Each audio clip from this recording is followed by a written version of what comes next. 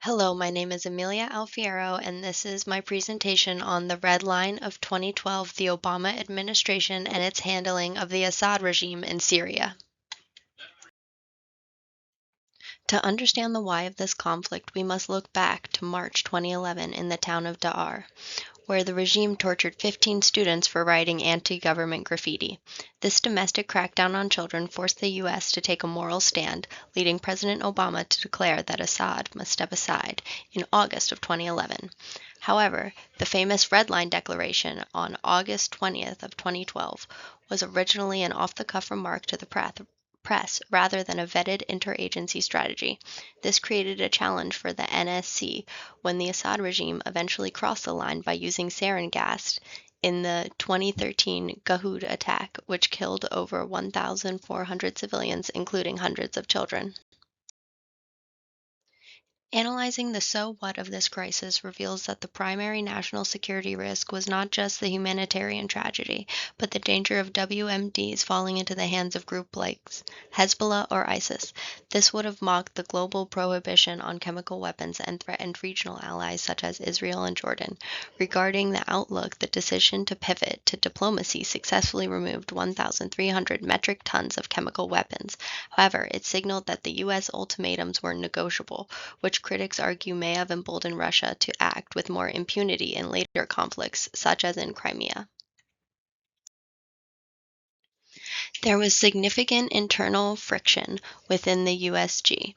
Key figures like Secretary of State John Kerry and CIA Director David Petraeus advocated for the Clinton-Petraeus plan to vet and arm moderate rebels as early as 2012 to shift the momentum.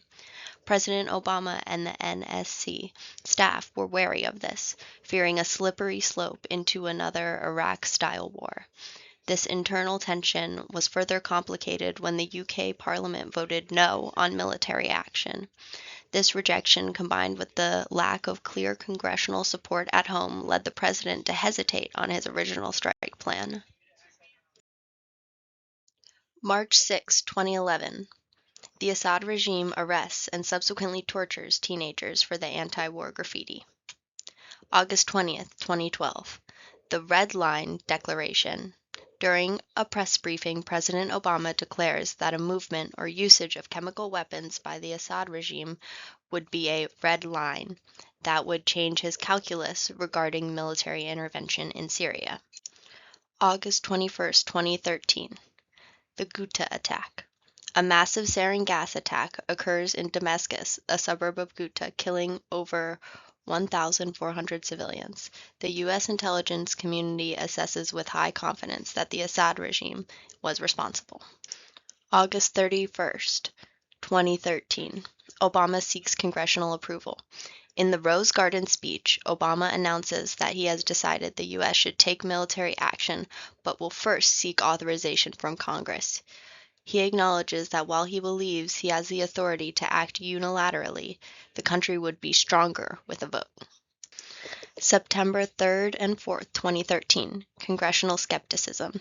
The Senate Committee on Foreign Relations narrowly passes a resolution 10-7 to authorize a limited 60-day strike. However, many Congress express skepticism, calling the evidence circumstantial or thin. September 9th, 2013. The public and the House say no. Polls show a strong majority of Americans, up to 70%, oppose military strikes. In the House of Representatives, a whip list reveals 144 members are firmly against intervention, with only 31 in favor, making the passage of an authorization highly unlikely. September 2014. Obama launches airstrikes within Syrian territory. Despite the lack of a specific new congressional authorization for an intervention in Syria, Obama shifts strategy following the rise of ISIS.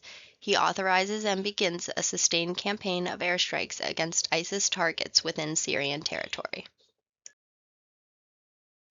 One of the major retrospective lessons is the asymmetry of stakes that we saw.